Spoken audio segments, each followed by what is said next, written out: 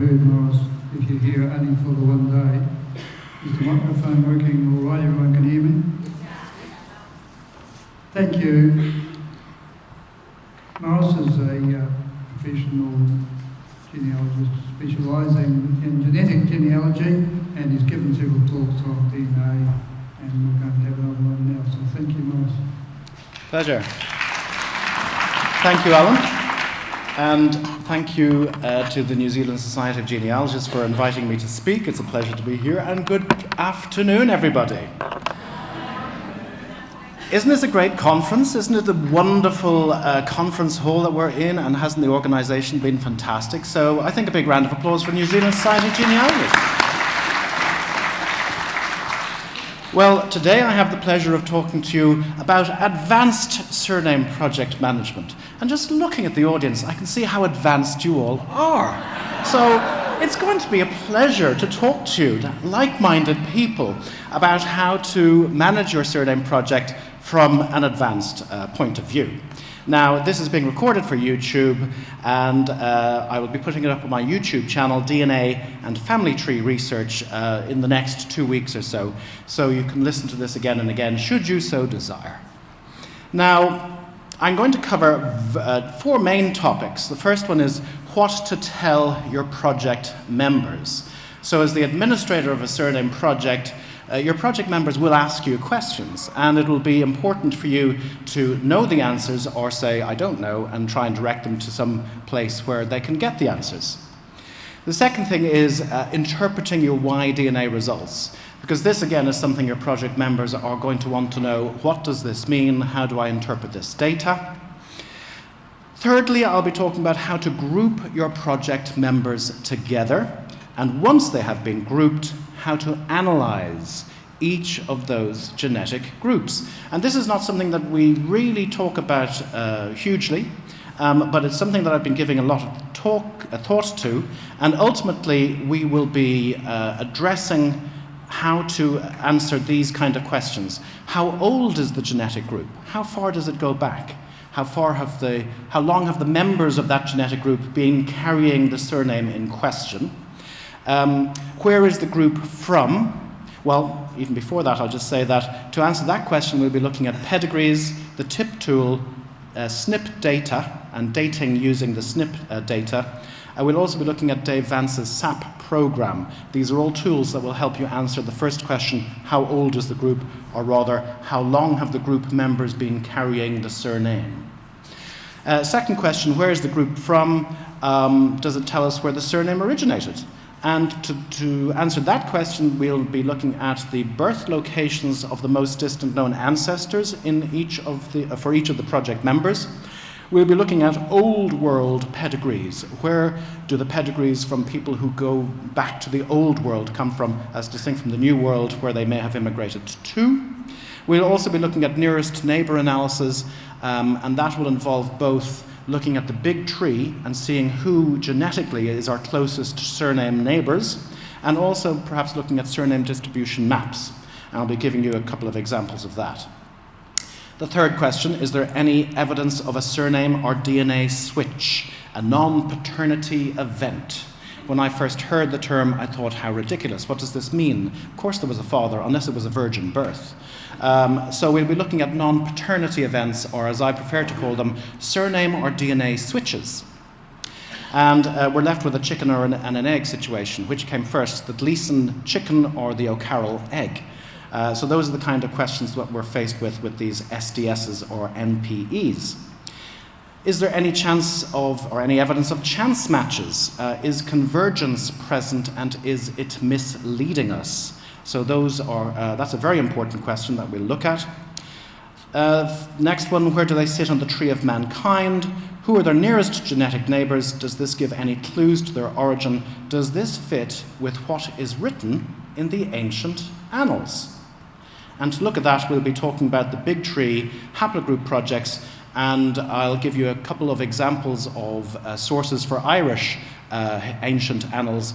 There are other sources like for Scottish ancient genealogies as well that some of you may be familiar with.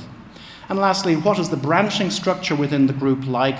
Because this tells us a little bit about how the group evolved over time, how various variants evolved and which branches of the surname group they lie on. And to do that, we'll be looking at mutation history trees and also the SAP program by Dave Vance.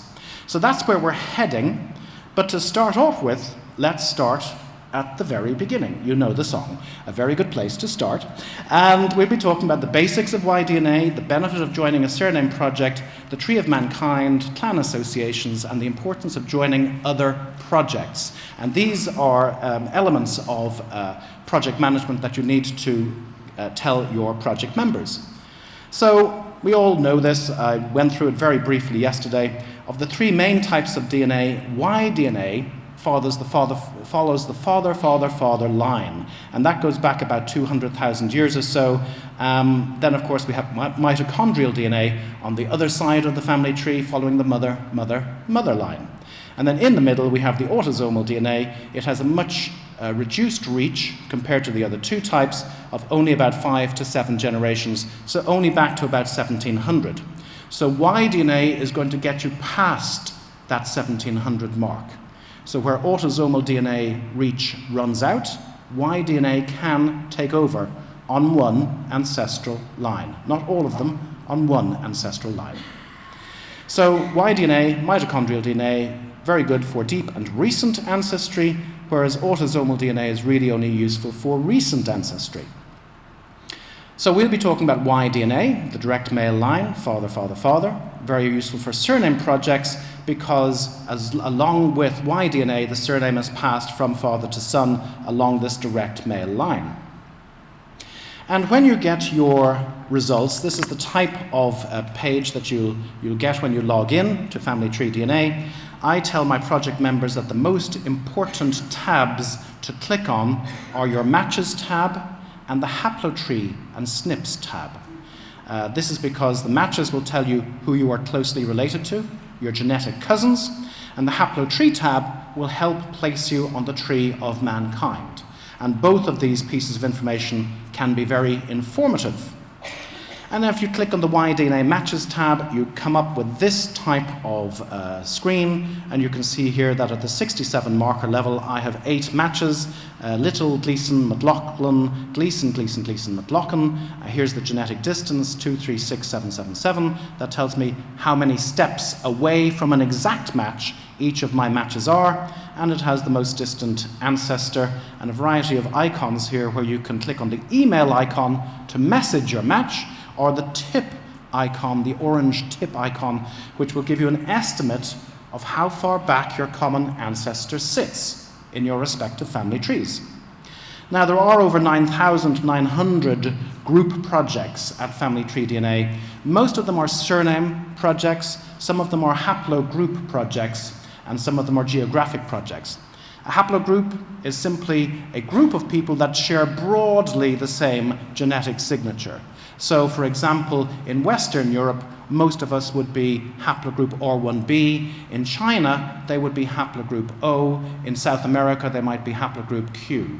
So, as man left Africa and spread out across the entire globe, there were little mutations developed in the DNA as time went on, and over the millennia, various distinct genetic groups emerged. And the people that went to Western Europe just happened to be called haplogroup R, and they had a genetic signature that was very different for the one that emerged in China and the one that emerged in South America, and so on. Now, the most important thing that any project member can provide you with as a project administrator is the birth location of their most distant known ancestor, because that's going to come in very, very handy when we come to analysing the groups and we ask the question, where did this genetic group come from? And if you have a whole group of people, as we have in my Lineage 2 in the Gleason project, where a whole group of members of that project go back to Tipperary, Tipperary, Tipperary, Tipperary, Tipperary, you can be fairly sure that that genetic group came from Tipperary. If you have a genetic group that goes back to Washington, D.C., Washington, D.C., Washington, D.C., and they're called Smith, They are not Native American Indians. They're going to be a group of colonial American immigrants who can only go back to that 1600 time point and have not made the leap back from the New World to the Old World. So the most important thing is going to be the birth location of the most distant known ancestor. And I showed this slide yesterday. It's just what the results page of the Gleason DNA project looks like. Again, the important thing here is the pretty colors, because they tell you about the genetic pattern. So here we have all the members in lineage 1 stacked on top of each other, all the members in lineage 2 stacked on top of each other. Imagine their Y chromosomes are all stacked on top of each other, and all the markers are aligned in these columns. And you can see that across some of these columns, there's a very distinctive pattern.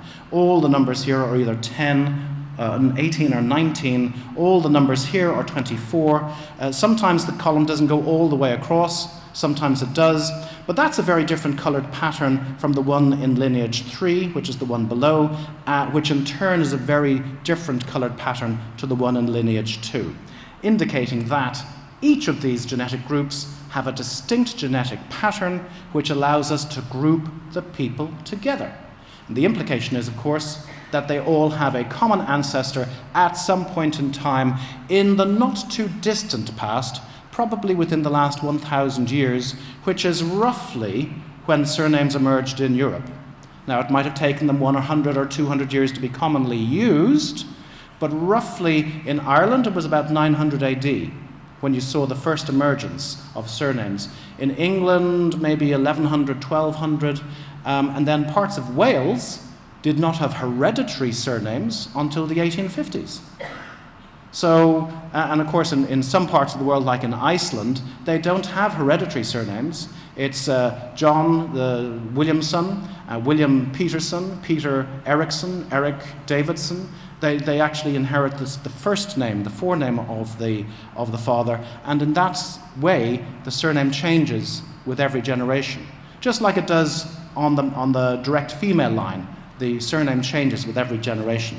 So that's the patronymic system in Iceland. I think Thailand has the same type of system as well. But for many places in Western Europe, there was this inherited surname system, which allows us to have these surname projects that track back in time. So people in lineage 2, like I was saying, they all come from North Tipperary, and we see that in a lot of the data. You might not be able to make it out, but I'm reading Tipperary, Tipperary, Ireland, California, Tipperary, Massachusetts, Tipperary, Tipperary, Tipperary. So you can see that most of the people in that group go back to Tipperary. The ones in lineage 3, Clare, Clare, Clare, Clare, Clare, Clare, they go back to Clare. And the ones in lineage 1, they actually go back to a named individual, Thomas Gleason, born in 1609 in Cockfield in Suffolk. So there's another group there as well. We're not sure where they came from. And then there's the ungrouped in this project too. But the DNA helps group people together. It helps identify a person's origin, and also can even identify a person's ancestor, a named individual ancestor, as it has done for lineage 1 of the Gleason DNA project. The benefits of a DNA surname project, and this is how you sell your project to project members and prospective project members, is that it can help identify where your surname came from. It helps you connect with same surname cousins who may have help you break through the brick wall in your particular family tree. It also places you on the human evolutionary tree. It helps date your surname and how long people with your genetic signature have been carrying that particular surname. It helps you characterize its evolution and the evolution of the variants of the surname. So, for example, in my Gleason group, we have found a Gleason, which is an English name, who is a direct genetic match to the Gleasons of North Tipperary. So he changes his password to "Kiss Me, I'm Irish." And he thought he had English ancestry until he did the test. So this is a really useful test for diaspora, members of the diaspora, because if you don't know exactly where you came from, was it Ireland, was it England, was it Scotland, this can actually point you in the right direction. We also have a Clayson, C-L-A-Y-S-O-N, again, a genetic match to the Gleasons of North Tipperary. So you can see how the name evolved into something different over time. And the oldest pedigree we have in the Gleason DNA Project only goes back to 1600, an indentured Irish servant in Massachusetts, in America, and his name is Clesson, C-L-E-S-S-O-N. So again, variants that you may not think to be associated with your surname, genetically you can prove that they are. And I was able to tell this Clesson member that his genealogy goes back to 1600s, but before that his ancestor came, more than likely, 99% probable, from Tipperary in Ireland. The other thing that you can look at is the deeper clan origins of your family, and this is very important if you're trying to hook members from the local community to join your project. A lot of the time the diaspora Irish are very interested in researching their family tree, but the local Irish are, we've lived on the farm for 400 years, why would we want to do a DNA test? And why would we want to pay for it? More importantly. So talking about the clan origins of the surname can be a way of engaging the people who never left the home country to actually join the project and see who they match. And of course it contributes to the growing body of DNA research and the advancement of genetic genealogy. So, it also tells us about human migrations and the path that our ancestors took out of Africa. We have now reached the stage where we're getting the finer and finer branches of the tree of mankind, the more downstream branches. So if you think of genetic Adam as being way, way upstream 250,000 years ago with the emergence of anatomically modern humans, then as we come downstream, we're actually approaching the present day. And we've now reached a stage where we have tested so many people worldwide that the tree of mankind is actually branching down into the surname era itself.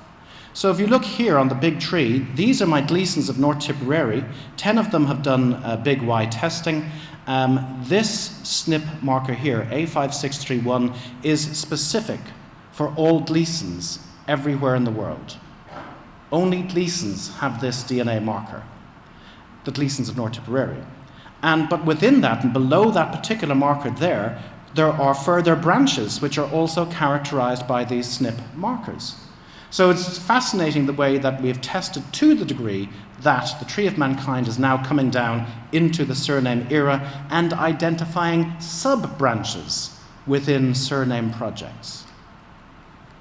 I've also expanded this tree of mankind to create what I call a mutation history tree. It's very similar to what you saw on the last slide in the big tree, except I'm using additional DNA markers, the STR markers, to get even more granular detail.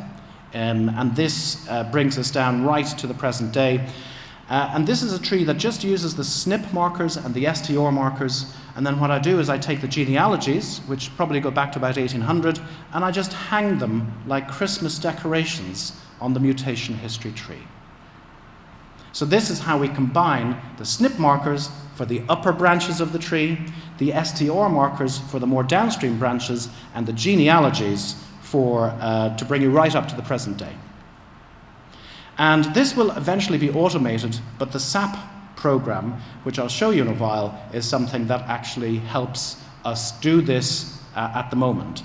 But eventually, Dave Vance is doing a great job of refining it, and it's a very, very useful way of putting your data into a program, and it will spit out the tree for you. Sometime in the future, everything will be done at the push of a button. But who's going to push the button? That's the only question. The other thing that we are learning is that certain DNA markers are associated with certain surnames. And a lot of the time, those certain surnames are associated with what we see in the ancient annals. So this is going to open up a huge body of research into the ancient historical texts and those ancient genealogies in Ireland and Scotland and other places, and it'll help either confirm that the annals were correct or that they were propaganda. So that is going to be a very, very interesting avenue of research that will blossom in the next 5 to 10 years. And then the last thing that you should tell your project members is to join surname projects, haplogroup projects, geographic projects, and special projects if they're interested. But the most important from our point of view as surname project administrators will be the haplogroup projects. So that is and there's more than 9,900 surname projects that you see there. So that is what you tell your project members. Now, about interpreting your Y-DNA results. And there is an in-depth presentation of this on YouTube, and there's the link there. If you're watching this on YouTube, just take a screenshot of it or pause the video, and you can then make a note of that particular link. The Y-DNA chromosome is, you can see here that if we unravel it, we get this double helical structure that everyone's familiar with. Then we have the bases, A, C, T, and G. The nucleotide bases are guanine, cytosine, adenine, and thymine. G always binds with C, A always binds with T. So the curved letters bind with the curved letters, the straight letters with the straight letters. And because of that, there are two types of Y-DNA marker. The first is a short tandem repeat, or STR. And it really is just a repeat of a sequence of letters. And here you see it's repeated 3 times, TAC, TAC, TAC, and that is an STR marker. In contrast, a SNP marker is a single nucleotide polymorphism. The key word here is substitution. This letter A perhaps was a letter T in the father, but there has been a mutation and the T has been replaced with an A. And it's a single letter is replaced when you're talking about SNPs. So STRs are a string of letters, SNPs are just one letter. And these are the two types of Y-DNA marker. You get them in autosomal DNA as well, but for Y-DNA they're particularly useful, and we'll be looking at why they are useful. Now here are your standard STR values, and it's just a string of numbers. You know, here's the marker name across the top, and then below that the various numbers associated with each marker. But in and of itself, it is meaningless. It doesn't tell you anything unless you have something to compare it to. You might get some rough indication of what haplogroup you belong to. And like I say, haplogroup is just a collection of people who share broadly the same genetic signature. It could be Western European, Chinese, South American. So an STR signature is a string of numbers. A SNP signature or a SNP progression is a series of names. So as you come down the tree of mankind, each branch is characterized by a SNP marker, and you can actually define which branch of the tree your project member is on by just putting the names of each branch as it comes down from the major branch for the haplogroup. So that's called a SNP progression. If we look at the nature of STR markers, here we have marker DIS458, one of the common ones in our 37 marker test, and the average number of repeats is 17. So the actual motif is GAAA, and for this particular marker, GAAA is repeated how many times? 17 times. But of course, 17 is just the average. What do we have on each side of the average? A range. And if we look at the range for this particular marker, we see that, yes, 17 is the most common occurrence, but some people are 16, 15% of people are 18, 4% of people are 19, and then it gets rarer and rarer. You see that the range goes from 10 to 23, and 17 is just the average.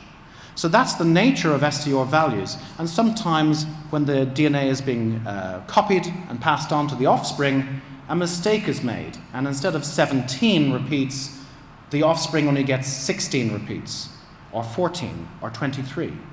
And that's where the STR marker value changes and mutates over time, and that mutation can help characterize the descendants of a particular ancestor. So those are the STR markers, and there's 3 types of tests, the 37, 67, and 111 marker tests. You can see the price there in US dollars. The starting standard test is the 37 marker test. For many people, they will not need to upgrade. Some people will need to, but For 37 markers, I would say just that's the starting test, and after that, as administrators, you can see how useful would it be to upgrade to 67 or 111 compared to doing a SNP pack test or a big Y test. Now, this brings us to SNP marker tests. You can either get a single SNP test, a SNP pack test, and here is an example of a few of them, or the big Y test. And the big Y test, it was 575. It has now gone up to 649 because it also includes the Y111 test within it. That's a huge amount of money to ask your project members to pay. But some people will have the money and they won't mind spending it. So don't be afraid to ask your members to fork out on a big Y500, because one of them will shock you by saying, okay, no problem, I'll do it. You know, you might have millionaires in your project. Try and identify them. They may come in handy. So it is an expensive test, but it does tell us a lot. And for most genetic groups, I would recommend for most groups that you try and find at least 2 people in the group that are willing to do a big Y test, because that will really help firmly place you on the tree of mankind, place that genetic group on the tree of mankind. If you have 2, then you kind of triangulate on SNP markers that are relevant to that genetic group. Here's just your Y-DNA matches at 67, at 37, and the tip tool is this little icon here. It tells you the time to most recent common ancestor. The only thing I really want to say about this is it is so crude as to be generally misleading in most cases. You get such a huge range on either side that it is very, I think it's very wrong to trust this estimate to the most recent common ancestors. Just like ethnic makeup, it's just broad brushstrokes, taken with a huge pinch of salt. You will get, the average estimate would be your common ancestor was born sometime around about 1650, plus or minus 400 years. Statistically accurate, genealogically rubbish. You know, so be very, very careful by allowing these TMRCA estimates to feed your preconceived ideas. And tell your project members, contact your matches, share family tree information, try and find a common ancestor, maybe even break through a brick wall. So encourage your project members to do a lot of the work for you. And they'll also need to know that as administrators, we group people together largely on the basis of genetic distance, but then also SNP markers become very important when we have a fly in the ointment, a spanner in the works, such as convergence. And we're going to talk a little bit about that now. Genetic distance and the terminal SNPs are also very important things to note. 3 steps away from an exact match, and this one here, the terminal SNP, L1308. So these are the main parts of the matches results that you will be analysing. And here's an example of the Molloy DNA Project, and you can see that group 1 probably comes from Ireland, because the country of origin is Ireland, unknown origin, and United States. The second one is Ireland, the third one is Ireland, the fourth one is Ireland, possibly Offaly. And again, this is where the most distant known ancestor's birth location is very, very important, and a lot of people do not put that information in. Group 5 is probably Scots-Irish, and we'll spend some time looking at how we analyse that group, and then group 6 is Ireland as well. But peppered among these Molloys, we find a variety of non-Molloy surnames. Gamsby, Dempsey, Callahan, MacSparran, Purcell, Macmillan. Why are these surnames different? And there's 3 explanations. Either there has been a surname or DNA switch sometime in the last, say, 1,000 years or so. So, for example, there's been an adoption, and somebody, a Molloy, fathered a child who became a Dempsey or a MacSparran. The second option is that these could be relatives that you share before surnames began. But I think that is very, very rare. I think it's very, very rare for people to not mutate over the course of 1,000 years. So I think that's a very rare explanation. The third explanation, and this can be extremely common, is convergence, or chance matches. I call them false matches as well, but I put false in inverted commas because you are related to these people, but it's much further back than you can imagine from the actual similarity of the genetic signatures. It may look like you're related sometime in the last 200, 300 years. In fact, it's the last 1,000 to 2,000 years. So even though you're related, these are misleading matches. And I call them false matches in inverted commas, because there is a common ancestor, he's just much further back than the DNA would suggest. Let's talk about the non-paternity events, the break-in transmission. We apologize for the break-in transmission. The surname or the DNA from one or both parents has not been passed on to their child. And this break-in transmission is a disconnect between the Y-DNA and the surname. I also refer to as surname or DNA switches, and I prefer the term surname or DNA switch because it gets away from that idea of non-paternity event, which is a little bit technical and it doesn't really say what it does on the tin. So I prefer surname or DNA switch. And normally what would happen, you would get the surname and the Y-DNA passing in tandem together down the direct male line. But supposing the husband abandons the wife, what will the children do back in 1765? They will take on the mother's surname out of respect for her, and therefore the mother's surname gets passed down along the direct male line instead of the abandoning husband. So that's one explanation for how you might get this surname switch that results in Y-DNA and surname disconnect. Illegitimacy is another possibility. The father abandoning the family, as we've talked about. Then there's the outside DNA coming in, or as I sometimes call it, the postman always rings twice. And this is where you get an interloper, as my dad calls them, introducing DNA into the mix such that one of the children has red hair and pale skin, whereas all the other children have dark hair and olive skin. And this could be associated with infidelity, adoption as well, but very commonly, especially if you go back beyond the 1600s into the 1500s, the 1400s, the 1300s, people swore allegiance to the chief of the clan, and they changed their surname to show their loyalty. So there's nothing nefarious about this. But by doing that, by changing their surname, their Y-DNA still gets passed down along the direct male line, but the surname does not. Also, it may be a legal condition of marriage as well, and I've seen that a few times, where, for example, you will only marry my daughter if you change your name to Pendleton, because I want the Pendleton name to be continued, and I only have daughters, I don't have any sons, and so the person changes his name to Pendleton, but his DNA might be Burke. So Burke DNA now becomes associated with the surname Pendleton, and creates a whole generation of Pendletons that have a very different genetic signature to perhaps other Pendletons who have gone before. So there are many causes of these surname or DNA switches, swearing allegiance to the lord of the clan, and that can be by servants, soldiers, vassals, tenants, slaves. Adoption, fostering, and guardianship. A young widow, she remarries, and the children that she has from her first husband take on the name of the second husband, surname switch.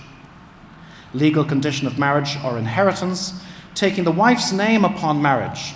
Oliver Cromwell was never Oliver Cromwell. He was Oliver Williams, but he married his wife. Her great-grandfather was Thomas Cromwell, who was the right-hand man of Henry VIII. She was of higher social status than he was. So Oliver Cromwell took his wife's name when he got married. Nothing nefarious about that at all. Infidelity and illegitimacy, interestingly, under Brehon law in Ireland, they did not have the same kind of stigma associated with them that we have associated with infidelity and illegitimacy today. And Brehon law bent over backwards to make it acceptable for people to be illegitimate or to be the product of infidelity. In fact, the Brehon law was very, very woman-friendly, and there were some circumstances where the woman could decide who would be the biological father of her child and who would raise the child as the child's caregiving father. So women had a lot of power under Brehon law. And then, of course, in Ireland, anglicisation of the name. So we were talking about the surname Shields earlier on with one of my colleagues out there, and in fact, it comes from the Gaelic O'Shiel. So those Gaelic names can be anglicised. The other thing to keep in mind that these surname or DNA switches occur maybe 1 to 2% per generation. That means that if we have 30 generations back to the origin of the surname, there is a 30 to 60% chance that you do not carry the same DNA of the person who originated your surname. And I rounded up to about 50%. So you've got a 50-50 chance that your particular surname does not go back to the originator of your surname.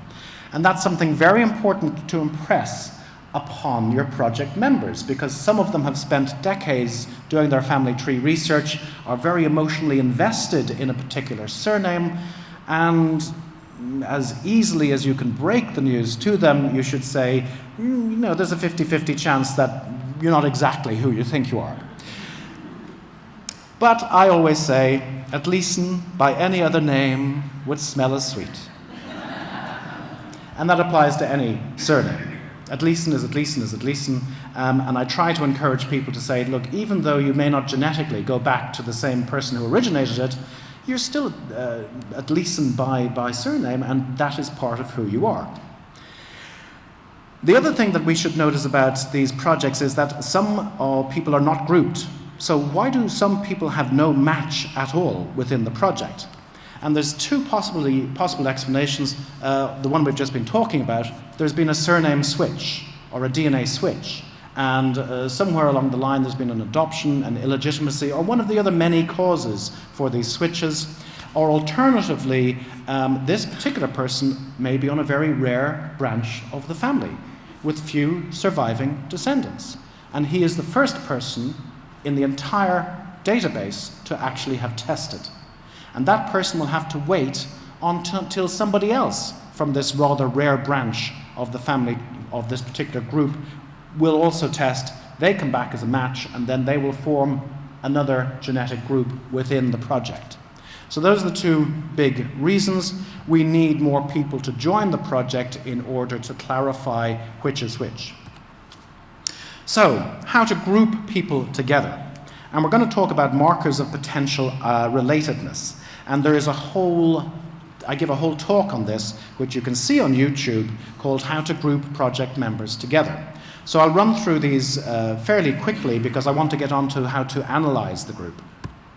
And the first thing to say is that these markers of potential relatedness, and I've listed them here, some of them are pure genealogy. For example, members of the same surname. You're at Leeson, I'm at Leeson, hey, maybe we're related. It puts us together as potential relatives. People with the same surname variant, the same most distant known ancestor location, people with the same most distant known ancestor. Those people will be grouped together in the same genetic group. But then there's DNA and genetic markers of potential relatedness. The genetic distance between two members indicates a very close relationship. We could look at the TIP24 score. We can also look at genetic distance demarcation. I explained these more in the previous video. But the best ones from these markers, from these genetic markers, are looking at rare marker values and also seeing if there is a unique STR signature among the genetic members. And we saw those unique genetic signatures, unique STR signatures, in that colourful slide with Gleason lineage 1, lineage 2, lineage 3, and you can see the coloured patterns demarked that specific genetic signature very, very clearly. And then SNP testing is really a very important way of grouping people together, and it gets over a lot of the problems caused by convergence. This is an example of genetic distance, and you can see here that there's rather a loose definition for the threshold that family tree DNA use for declaring what is a match and what is not a match. And at 37 markers, it can be anywhere from 0 to 4 out of 37, at 67, 0 to 7, at 111, 0 to possibly around about 10. So, but it is kind of an ad hoc. It's the balance between sensitivity and specificity. You want all the true positives to come in, but you want to keep all the false positives out of your genetic group. So that's what they're trying to do. And it's roughly about 10% of the number of markers. That's how I remember it. So you group people together who match each other based on genetic distance. This is an example of the first 37 markers. Here you see the actual mutations here in coloured squares. These are the fast mutating markers in maroon. And then we have the minimum, the max, and the mode. The modal values are going to be the most relevant for your working as an administrator, grouping people. The modal is the most frequent value seen in all among your project members. It approximates the haplotype of the ancestor, but it is not exactly the haplotype of the ancestor. So always compare new members to whichever member is closest to the modal haplotype for the group. Rather than comparing it to every other member, just use the modal haplotype and the member that is closest to the modal haplotype. And in this particular group, it would be any of these ones here, because they all are exactly the same, and they are closest to the modal haplotype, which we see up here beside the mode. One thing that I would encourage you to use, especially now that World Families Network is defunct, is to use Chase Ashley's tool. It takes a lot of the work out of the equation for you.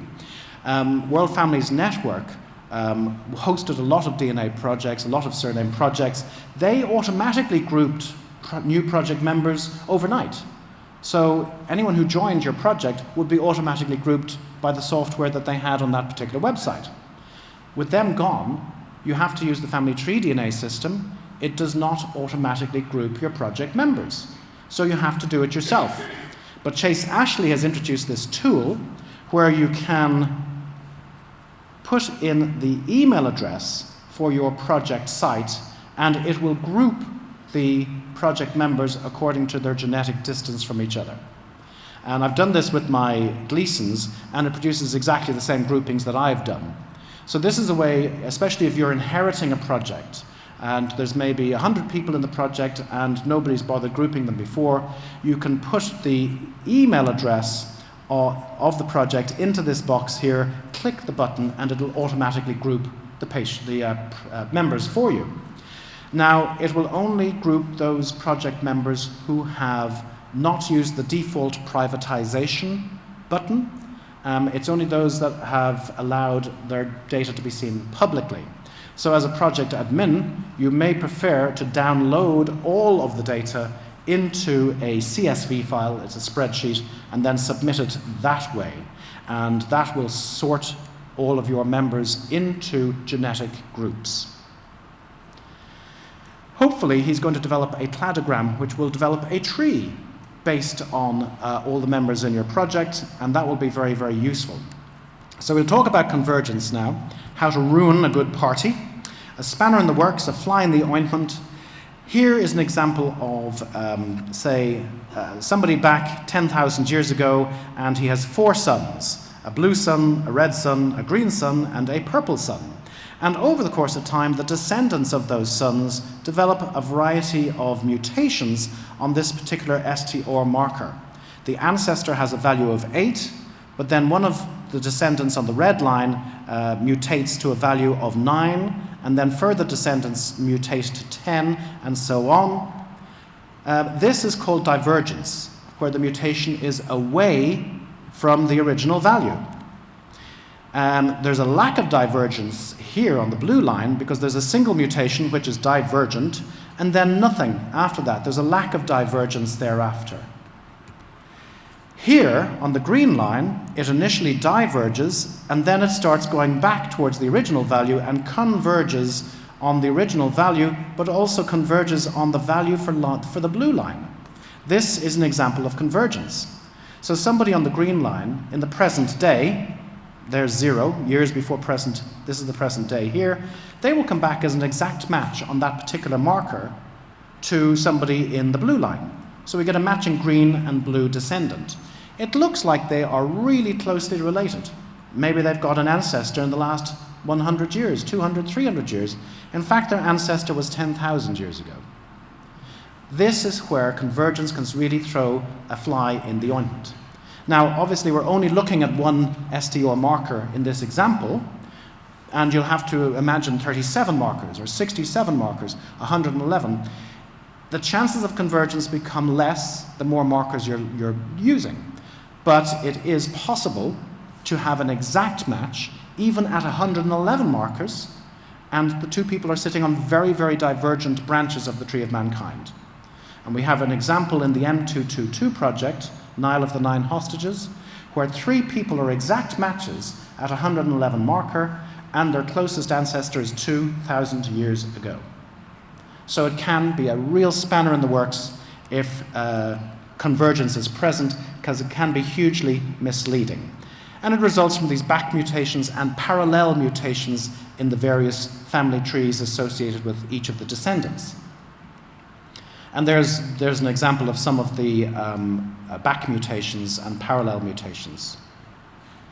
This is a visualization of convergence. Imagine one group mutates and develops and evolves in one way, and another group starts evolving away from the first group, but you can see that there is an overlap between some of the descendants. So that's a visual representation of convergence, where 2 distantly related individuals appear much more closely related than they actually are.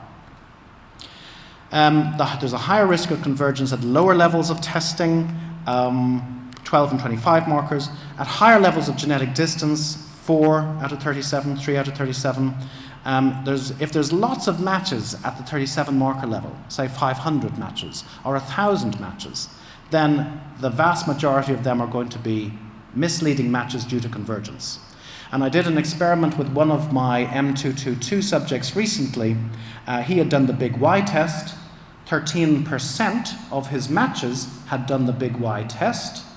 And of those 13% of his matches, somewhere between 85 and 95% of those matches sat on completely different branches of the tree of mankind, indicating that they were false matches. So the false match rate can be as high as 95%. And that can really throw a spanner in the works. Even with people with surname, the same surname or surname variants, especially if they've got surname variants, you're not sure, are they the same family or are they completely different? So do watch out for convergence. It really is, can throw a spanner in the works. To overcome that, we can use things like SNP markers and STR signatures. And here we see the STR signatures I spoke about for Gleason lineage 2. And these, just the markers that have the colored columns, those are define the unique STR signature. And there's a different unique signature for each of these groups. Then we come to SNP testing. It establishes the terminal SNP, the current most downstream SNP of the individual concerned. It helps place individuals more downstream on the tree of mankind. It can assist with difficulties in grouping them. It can reduce the possibility of convergence. It tells you whether they are a convergent match or not, and it also gives deep ancestry information and possible geographical origins. And it's also very useful for building this mutation history tree that we saw earlier on. Those are the 3 types of SNP test. Joining Haplogroup Projects is very important because the administrators there can help advise you on which SNP pack to use and what type of SNP testing to undertake. So those are the markers of potential relatedness. That's how you actually group people together.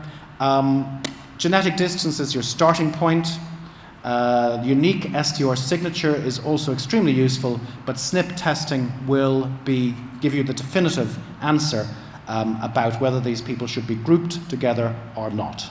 And it's on the basis of the totality of the evidence that you, as an experienced project administrator, as your experience grows, you'll be able to say, yes, I'm grouping these people together, and I'm not grouping these people together.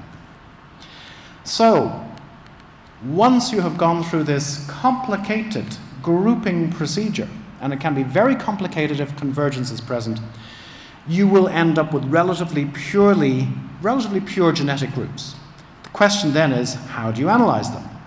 And to give you an example of how I did this with the DNA of the Molloy clan, and again, there's a whole YouTube presentation on this on my YouTube channel, DNA and Family Tree Research. We're going to look at the DNA of the Molloy clan. And again, here are the 6 groups we saw earlier on. Let's look at the kind of questions you could ask. And let's apply it specifically to group 5 of the project, which, as it turns out, is a Scots-Irish group. So here's group 5. You can see there are 1, 2, 3, 4, 5, 6, 7, 8 people.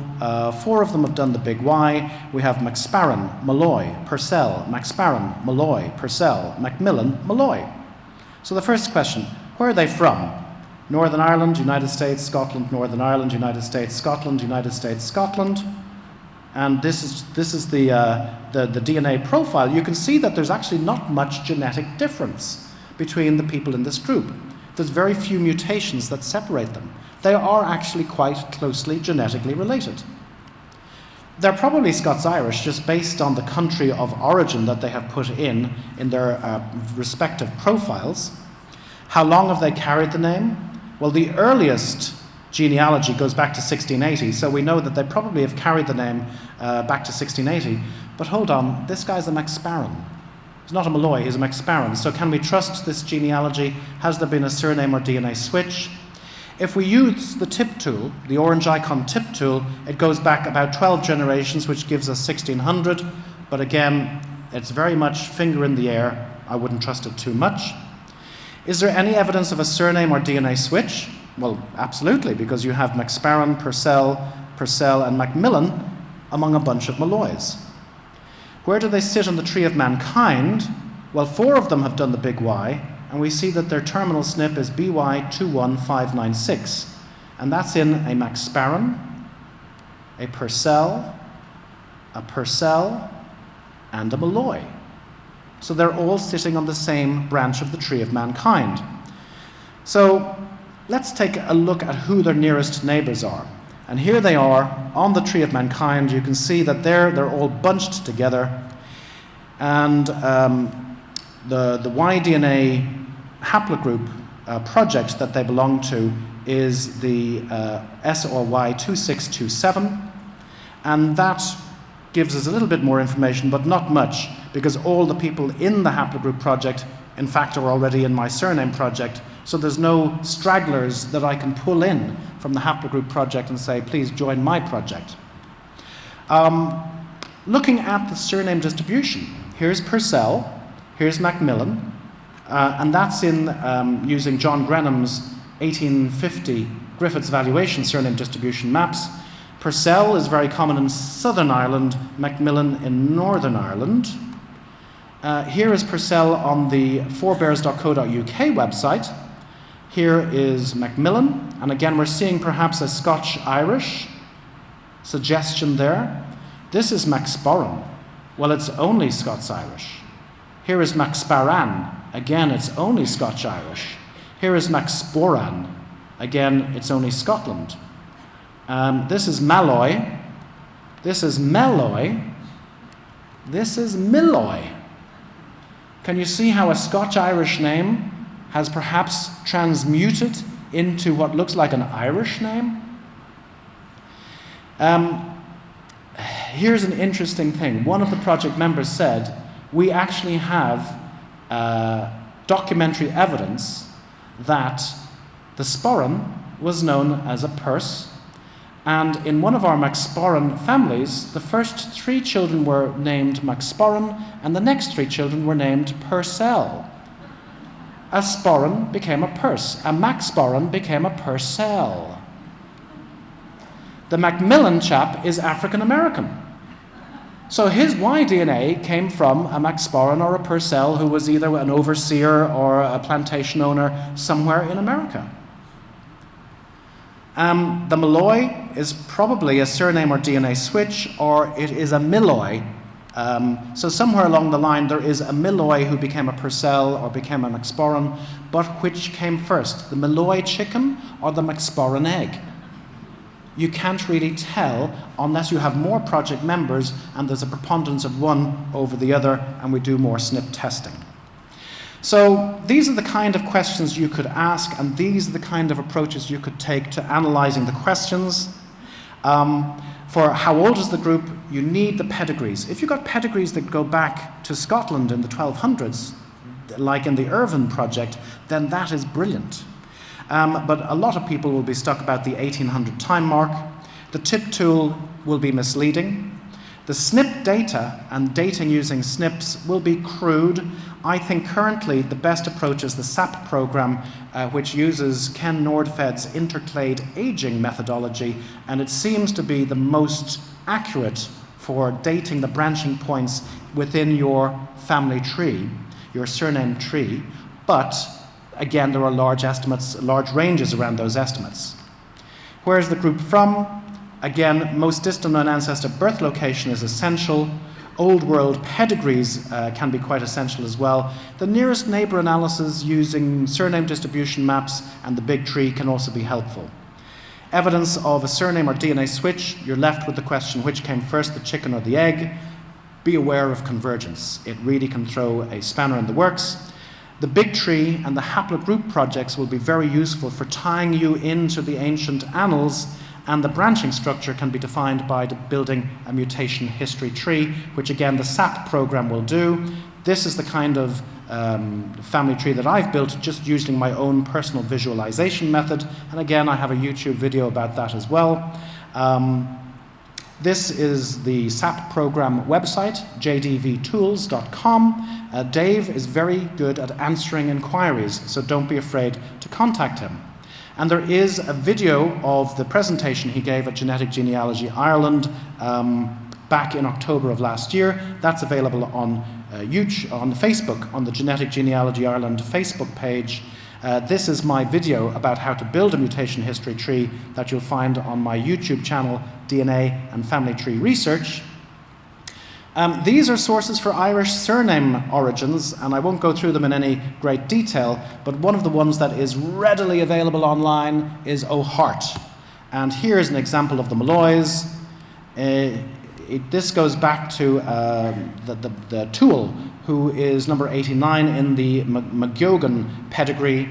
We also see that in the McGeoghan pedigree that Uchi was the ancestor of Molloy, that he was the son of Niall of the Nine Hostages, and if we go through it even further, we see that the Higgins branched off, the Donachers branched off, the Donal O'Molloy was the first person to assume the surname, so that's around about 1000 AD or so. Finnegans branched off, then the Molloys of Connacht branched off, and then in 1590 we have Conal O'Molloy, and from that we're able to date the Molloys of Connacht at 1300, the Finnegans at 1150, the first assumption of the name at 1030, and 700, 610. So we have this wonderful diagram and a prediction of what we should see genetically if this ancient genealogy is true. And that is where the next step is going to be. So in summary, surname projects can be challenging and fun. There are clear benefits to project members. They can help you get beyond that 1700 time point, identify the origins of the surname, characterize its evolution and that of its variants, and establish clan associations. The administrators need a good working knowledge of how Y-DNA and surname projects work in terms of grouping, in terms of analysis, and a need to understand both surname and DNA switches and convergence. And lastly, it's essential to collaborate with Haplogroup Project administrators. They can be extremely useful. New tools make life easier, such as the Big Tree, the SAP program, and Chase Ashley's grouping tool. Surname dictionaries and surname distribution maps can be helpful in predicting what to expect regarding the origins of the surname, but you will need to get your project members to supply their birth location of the MDKA. It's the single most important piece of information. So decide at the start of your project what questions you want your project to answer, and have fun. Thank you.